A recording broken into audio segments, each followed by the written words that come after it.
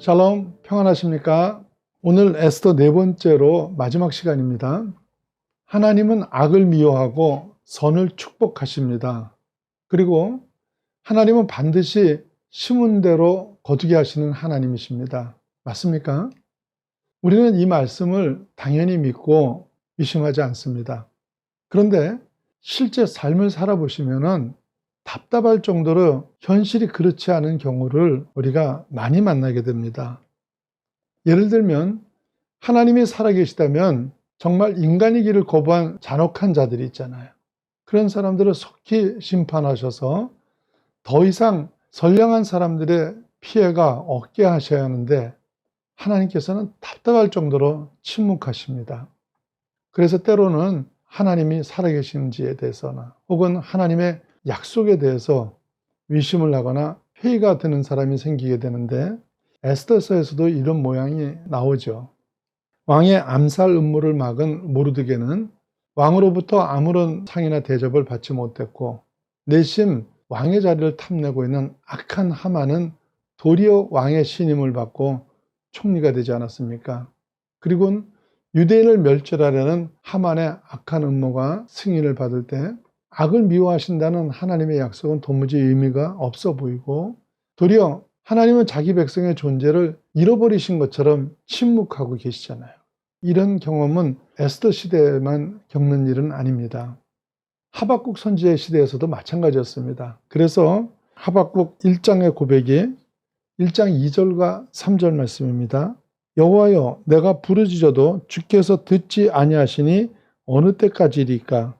어찌하여 내게 죄악을 보게 하시며 패역을 눈으로 보게 하시나이까? 이러면서요. 내가 부르짖어도 하나님이 듣지 않으시는 이것이 언제까지 계속될 일입니까? 어째서 제가 이런 악한 일을 제 눈으로 계속 봐야 됩니까? 이런 탄원을 할 만큼 하나님이 오랫동안 침묵을 하셨던 겁니다. 제 삶에 있어서도 마찬가지였습니다. 나름대로 하나님 앞에 선을 택한 그것으로 인해서 오랫동안 고통을 당하면서 부르짖었는데 하나님은 마치 저를 잃어버리신 것처럼 침묵하셨습니다. 하나님이 그 당시 저를 버리셨던 겁니까? 아니죠. 하나님이 안 계시냐고 원망할 그때도 하나님은 제 곁에 계셨고 저를 포기하신 거냐고 물을 때도 하나님은 계속 일을 하고 계셨습니다. 그럼 왜 그런 환난이나 고통으로부터 빨리 건져내 주지 않으신 겁니까? 여러분 한번 생각해 보십시오. 만일 환난을 겪기 시작하자마자 하나님이 저를 건져내셨더라면요.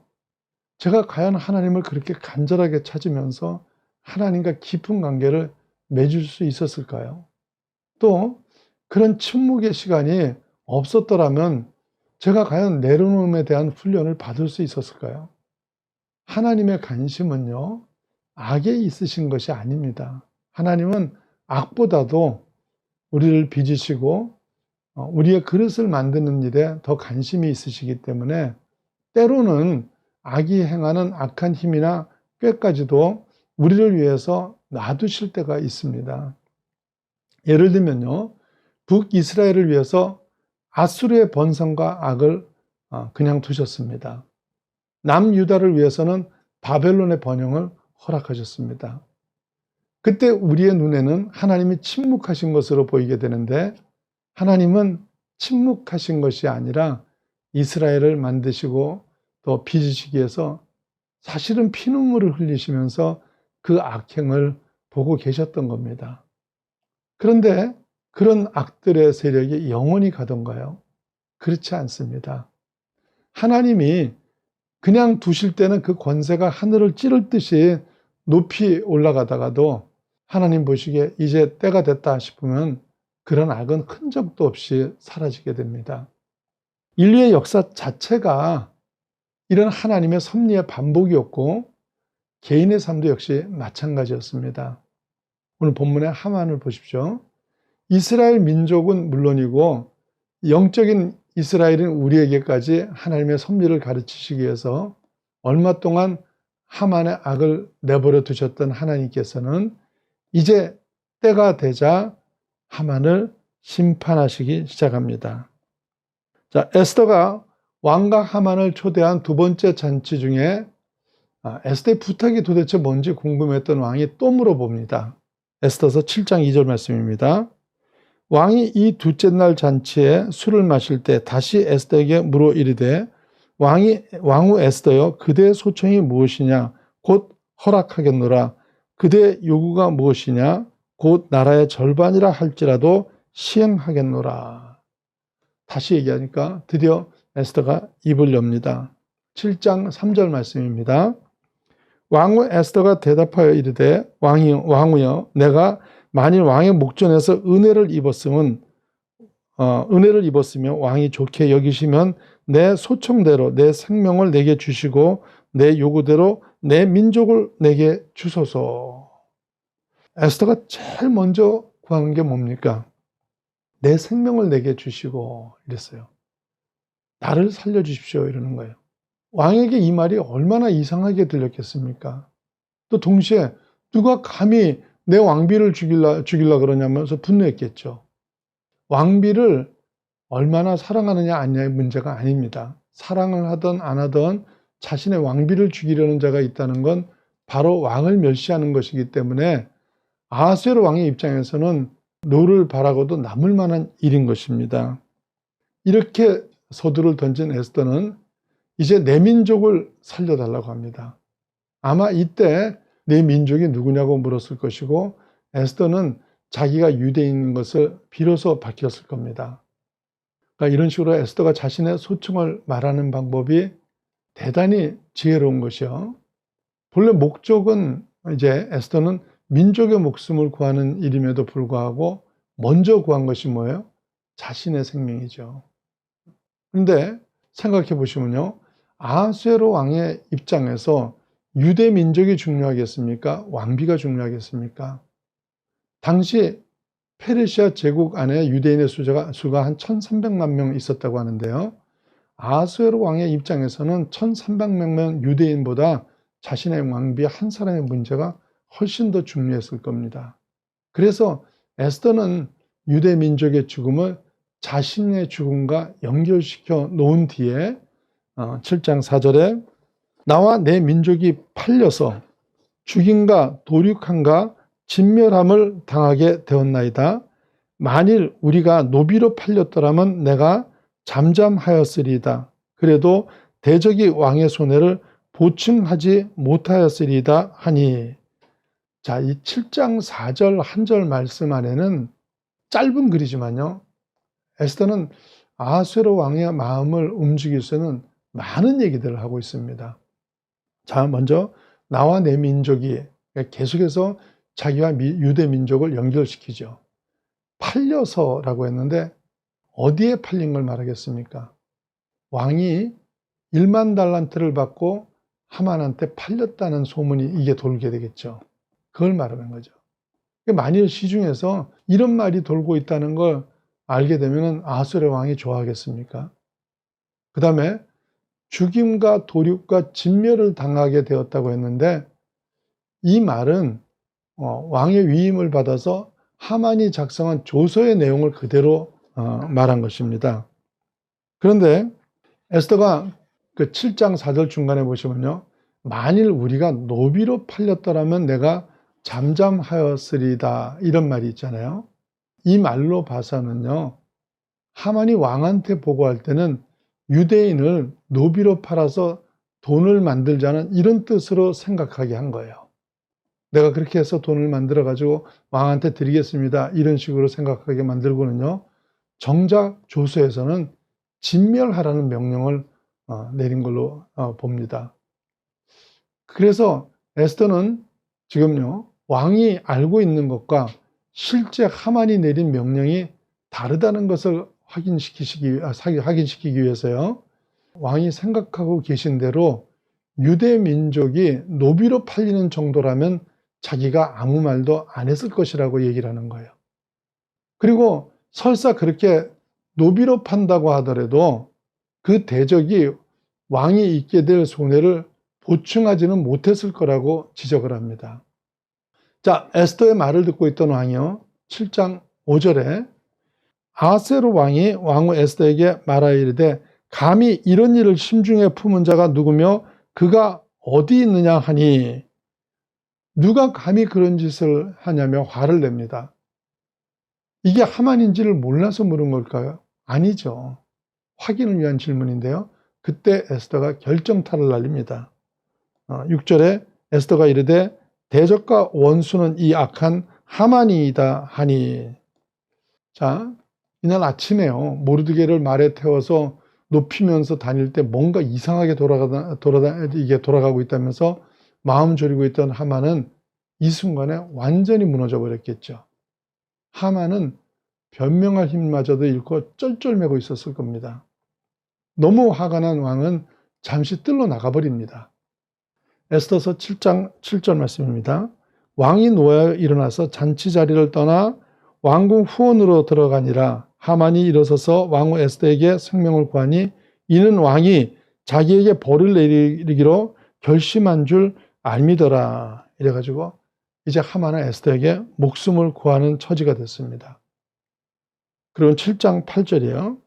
왕이 후원으로부터 잔치 자리에 돌아오니 하만이 에스더가 앉은 걸상 위에 엎드렸거늘 왕이 이르되 저가 궁중 내 앞에서 왕후를 강간까지 하고자 하는가 하니 이 말이 왕의 입에서 나오매 무리가 하만의 얼굴을 싸더라.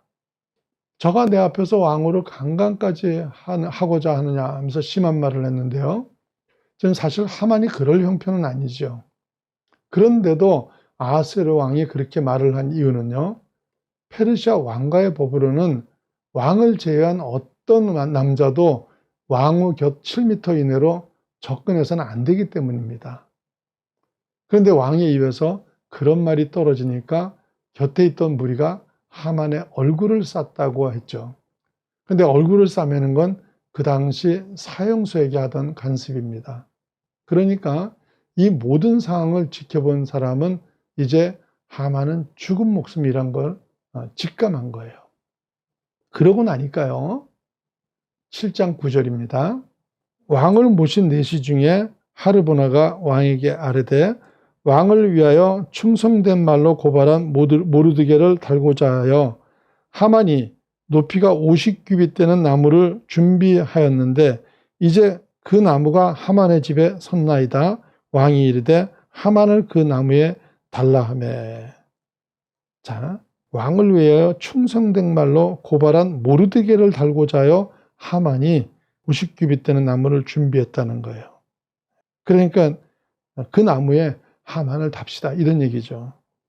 근데 여러분요, 이게 세상이에요. 내시는 하만이 한 일을 이미 알고 있었던 거죠.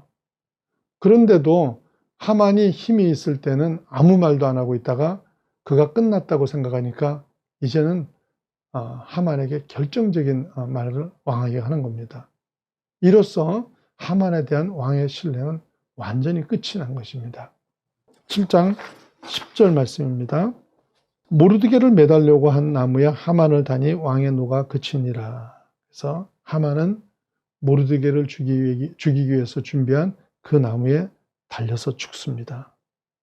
욥기 4장 8절 말씀 보시면요. 내가 보건대 악을 밭갈고 독을 뿌리는 자는 그대로 거두나니. 이 말씀이 정확하게 이루어진 거죠. 우리 생각에는 하나님의 침묵이 너무 길다고 생각했지만요. 하나님은 가장 정확한 때 가장 분명한 방법으로 약속을 이뤄내신 겁니다. 자, 8장 1절입니다. 그날에 아하스웨로 왕이 유대인의 대적 하만의 집을 왕후 에스더에게 주니라. 에스더가 모르드게는 자기에게 어떻게 관계됨을 왕께 아뢰었으므로 모르드게가 왕 앞에 나오니. 자, 에스더한테 하만의 집을 줬죠. 그리고 이때 비로소 에스더가 모르드게와의 관계를 왕한테 아뢰게 되고요. 그리고 2절에 왕이 하만에게서 거둔 반지를 빼서 모르드게에게 준지라. 에스더가 모르드게에게 하만의 집을 관리하게 하니라. 그래서 왕이 하만에게 줬던 반지를 모르드게에게 주고요. 에스더는 자기 집의 관리를 모르드게에게 맡깁니다. 근데 반지를 빼서 줬다는 말은 통치권이 바뀌었다는 말인 건데요. 그런데 이 통치권이 어떤 사람에게 있느냐에 따라서 백성들의 삶이 크게 다를 수가 있는 겁니다. 하만에게 통치권이 있을 때입니다. 에스더서 3장 15절 보시면요.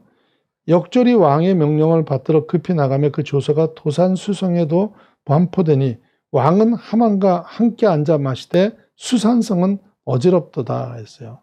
왕의 권세가 하만에게 있을 때는 성 안이 어지러웠다고 했죠. 그런데 모르드게가 지도자가 되고 나니까요. 에스더서 8장 15절 말씀입니다.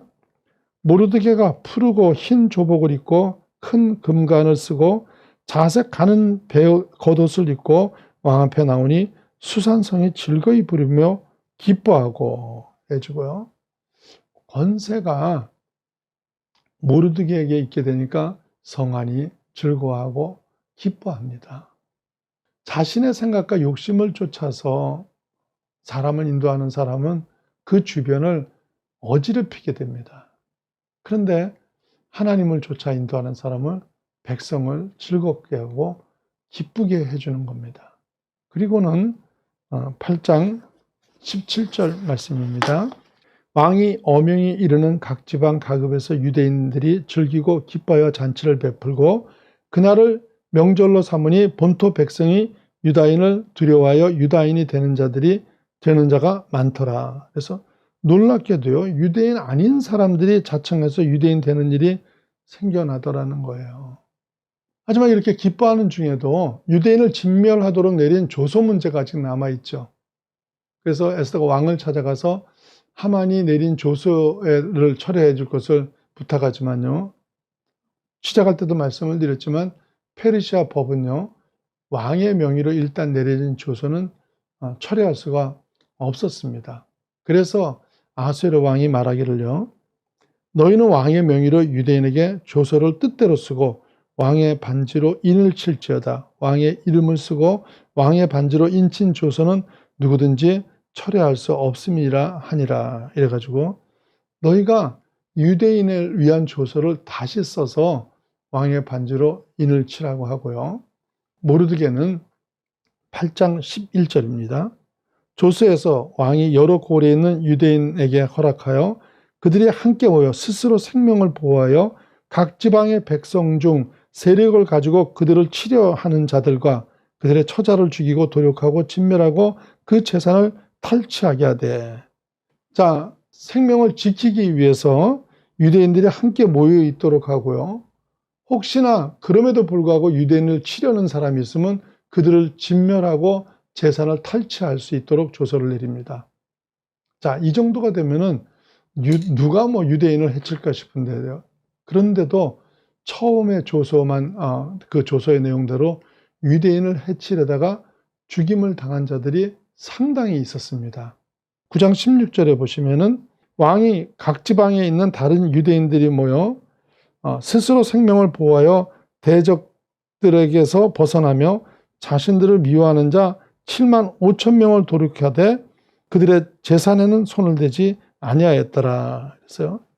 페르시아 각 지방에서 그 날이 되니까 유대인을 미워하고 해치려는 자들이 나왔다는 거예요. 근데 그러다가 죽임을 당한 자들이 7만 5천 명이나 됐다는 겁니다. 정말 미련한 인생들이죠. 왕후가 유대인이죠. 또 총리가 유대인이면서 유대인 보호법을 또 왕이 인장을 찍어서 내려보내지 않았어요. 그런데도 죽음을 각오하고 하나님 백성을 해치려 하는 거는요. 그 뿌리에 하나님 백성을 미워하는 사탄의 악한 마음이 있기 때문인 거예요. 자, 9장 17절입니다. 아달월 13일에 그 일을 행하고 14일에 쉬며 그날에 잔치를 베풀어 즐겼고 이 모든 일이 13일 하루에 벌어졌다는 거죠. 그리고는 14일과 지금 15일에 잔치를 하면서 9장 28절 말씀입니다. 각 지방 각 집에서 대대로 이 두 날을 기념하여 지키되 이 부림일을 유다인 중에서 패하지 않게 하고 그들의 후손들이 계속해서 기념하게 하였더라. 자, 부림절 절기를 기념하라고 했는데요. 부림은 부르라는 말에서 파생된 말로 부르가 제비뽑기, 운명이란 뜻입니다. 그러니까 이스라엘이 죽음을 당할 수밖에 없는 그날, 그 비극의 날이 하나님 승리로 인해서 승리의 날, 구원의 날이 된 것을 기념하면서 그 불임절을 지키도록 이렇게 만든 거예요. 그런데 이런 하나님의 역사를 무엇으로 일으켰습니까? 자, 에스더서 9장 31절 말씀입니다. 정한 기간에 이 불임일을 지키게 하였으니 이유는 유다인 모르드게와 왕후 에스더가 명령한 바와 유대인이 금식하며 부르짖은 것으로 말미암아 자기와 자기 자손을 위하여 정한 바가 있음이더라. 불임절의 승리를 어떻게 얻게 됐다고 얘기해요? 그들이 부르짖고 금식하고 기도했기 때문이라는 거예요. 이 교훈을 자손들에게 남기자는 것입니다. 사랑하는 여러분요, 우리는 악한 문화가 세상을 지배하는 그런 시대를 살고 있습니다. 한국은 그래도 덜해요. 그렇지는 않은데요. 미국은 공공장소에서 메리 크리스마스라는 말을 못 쓰게 합니다. 그리고 캐롤을 틀 수가 없습니다. 그래서 깜짝 놀랐어요. 오히려 크리스천 국가인 미국에서 캐롤이 안 들려요. 크리스마스 때. 그리고 몇 주 전에는요, 미국 경찰관이 경찰서 휴게실에서 점심시간에 성경을 보다가 금지 명령을 받기도 했습니다. 그러니까 오히려 기독교는요, 종교의 자유라는 이름 가지고 이렇게 여러 군데서 지금 해방을 받아요. 근데 중동 같은 곳에서는요, IS의 종교 지도자들이 기독교인의 장기는 적출해가지고 사용을 해도 불법이 아니라는 결정까지 내리고 있습니다. 그러니까 이렇게 악하게 변해가는 세상 앞에서 우리는 마치 거대한 페르시아 제국 앞에선 모르드게나 에스더처럼 너무나 왜소할 수 있습니다. 그리고 할 수 있는 게 별로 없습니다. 이때 우리는 무엇을 해야 됩니까? 하늘을 쳐다보셔야 됩니다. 유대인이 합심하여 기도했을 때 하늘 보좌를 움직이고 페르시아 제국을 움직였던 것처럼 우리도 합심함으로 하늘을 움직이고 세상을 움직이는 거룩한 자녀들이 되시기를 예수님 이름으로 축원합니다.